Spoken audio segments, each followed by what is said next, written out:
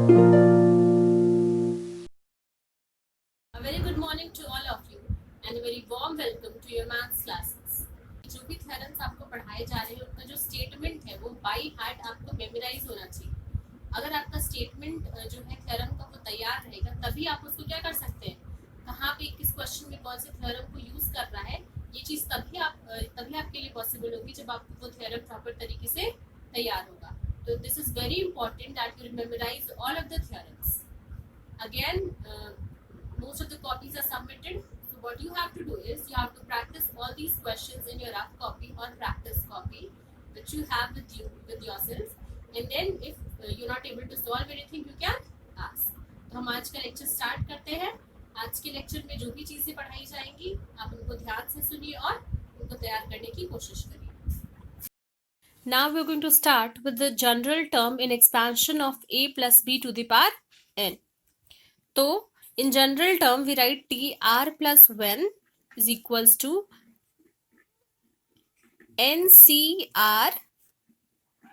First term is a, तो a का power n minus r and second term is b, तो b to the power r. यानी कि इन दोनों का डिफरेंस यहाँ and the r that term is written here. So the general term in expansion of a plus b to the power n is tr plus 1 is equals to ncr a to the power n minus r and b to the power r. This will be more clear to you when once we solve a question. So now we are going to solve a question from exercise 8.2.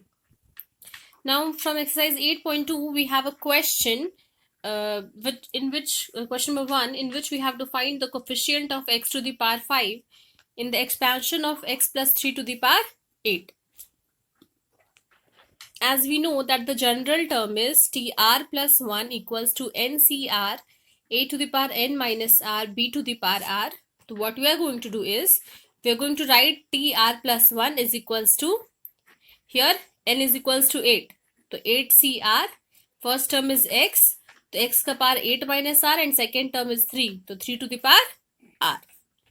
Now we need to write the coefficient of x to the power 5 as this is asked in the question. And in this term, in the general term, we have x to the power 8 minus r. तो इसकी value अगर हमें x to the power 5 करनी है तो इसको हमें x to the power 5 से इक्वेट करना होगा। तो x to the power 8 minus r is equals to x to the power 5. तो सेम बेस है, then we can compare the powers and we have 8 minus r equals to 5. 8 minus r equals to 5 implies r is equals to 8 minus 5, that is 3. So what we have got is the value of r is 3. So now we can write for coefficient of x to the power 5 we can write t 3 plus 1. r की जगह पे हम 3 put करेंगे general term में, तो t 3 plus 1 equals to 8c3 x to the power 8 minus 3 and 3 to the power 3. Simplify करेंगे तो 8c3 और ये 8 minus 3 हो जाएगा 5 और 3 का पावर 3 हो जाता है 27. तो इस पूरे टर्म में ये जो है वो क्या है, x to the power 5 क्या है, इसी का कोफिशिएंट हमें लिखना है। तो the coefficient of x to the power 5 is 8c3 into 27. 8c3 की वैल्यू आप कैलकुलेट कर सकते हैं, हमने पढ़ा है कॉम्बिनेशन में कि ये वैल्यूज कैसे कैलकुलेट करते हैं। तो from there you can calculate the value of 8c3 which comes out to be 56 and 56 into 27 is 1512. So the coefficient of x to the power 5 is 1512 in the expansion of x plus 3 to the power 8.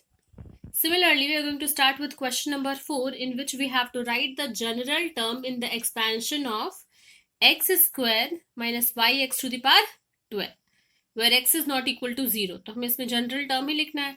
तो obviously we know the formula. We are going to use the formula directly. And everywhere, हर जगह पे जहाँ पे कि आप formula use कर रहे हैं आपको साइड में वो फॉर्मूला मेंशन करना होगा। So mention here T R plus 1 is equals to whatever the formula. Now T R plus 1 equals to 12cr, first term है एक्स स्क्वायर तो उसका पावर हो जाएगा 12 minus R and second term is minus Y X तो to the power R. Now in each step we are going to simplify this 12cr x to the power, ये 2 इस पे multiply हो जाएगा तो 2 12 24 minus 2 into R that is 2r.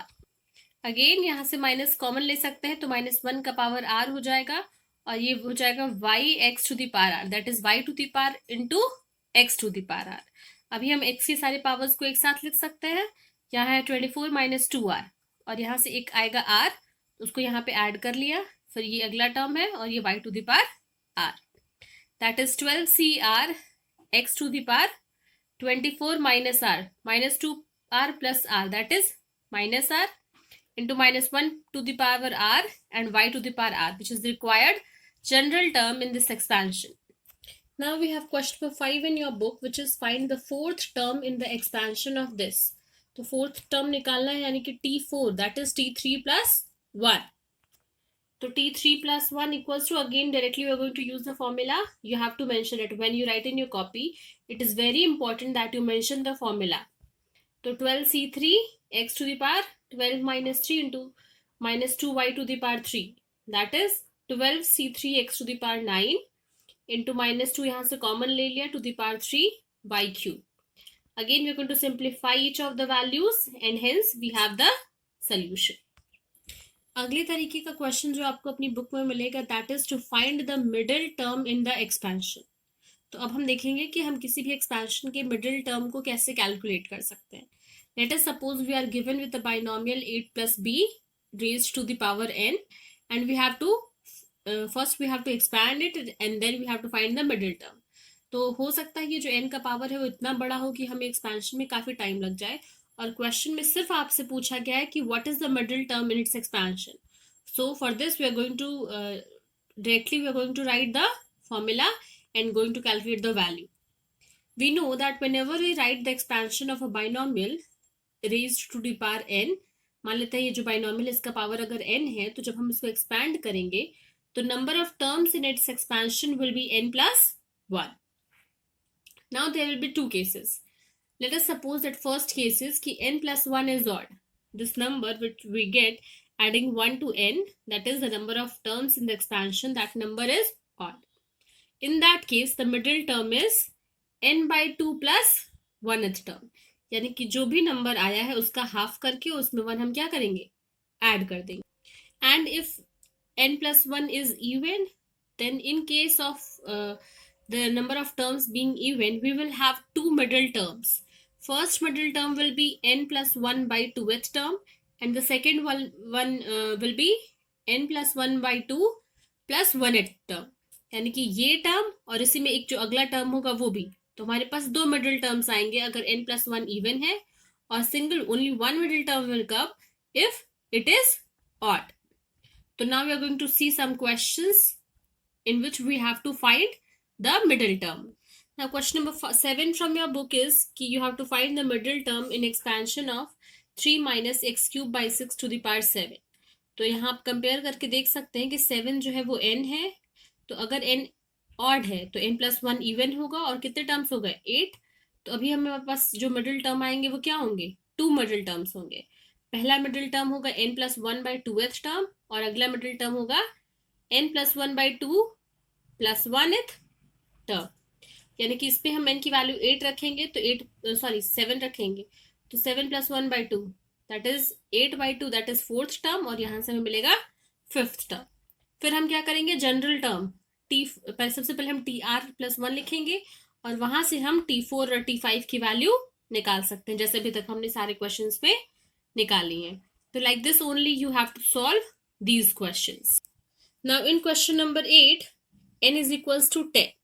तो जब हम एक्सपेंशन करेंगे तो उसमें 11 टर्म्स आएंगे, यानी कि n plus 1 11 जो कि ऑड है. तो फिर हम उस हिसाब से हमें क्या मिलेगा, एक मिडिल टर्म मिलेगा n by 2 plus 1, यानी कि 10 by 2 5 plus 1. तो 6th टर्म को हम क्या मानेंगे, मिडिल टर्म मानेंगे.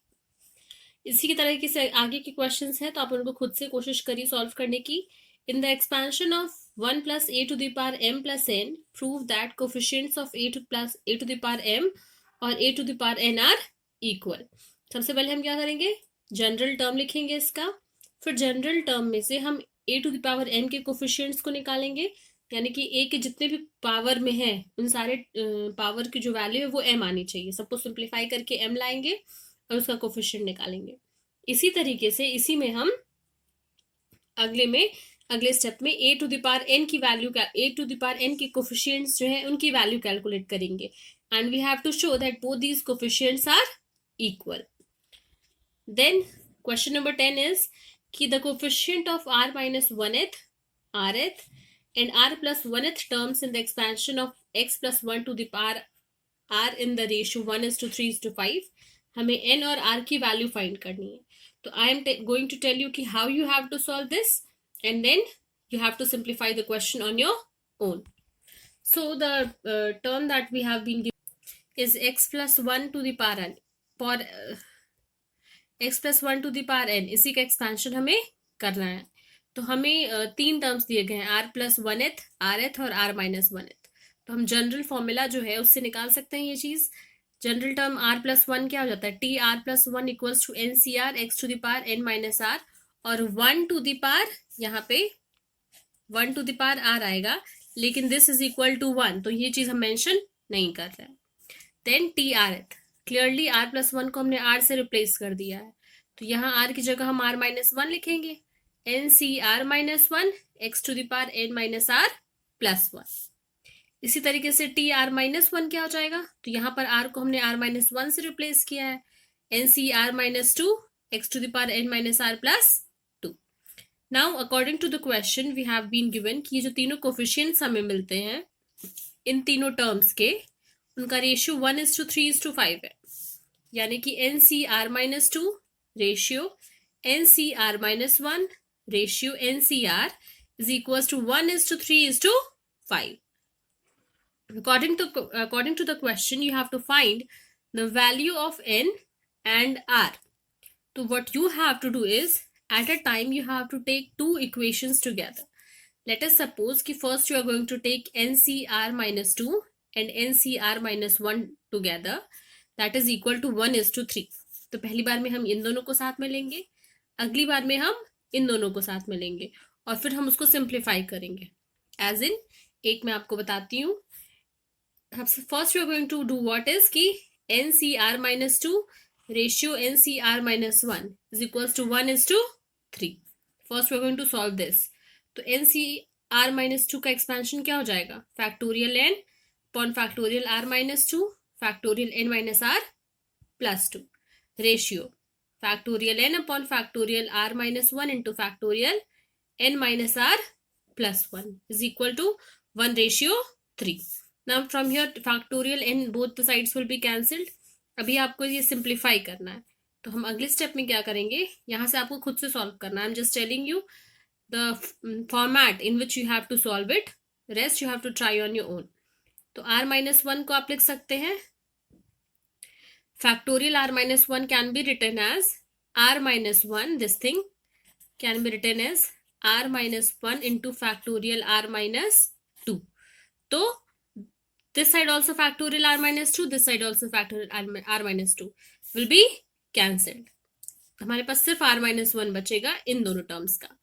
इसी तरीके से यहाँ पे दो टर्म्स है, तो आप उसको भी क्या कर सकते हैं, इसी तरीके से ब्रेक कर सकते हैं, and again you will be left with only one term, and after that you will just cross multiply and simplify. इसी तरीके से अगली बार में आप इन दोनों इक्वेशंस को लेंगे और उनको सिंप्लीफाई करेंगे, और finally you will have only two equations जिसकी हेल्प से आप n और r निकाल सकते हैं. तो try this question on your own. If you're not able to solve it, then we'll discuss this question. Question number 11 and 12 are also similar to this. So try all these questions so that in the next turn we will have only one exercise left, after which we will start a new chapter. So with this note, thank you class.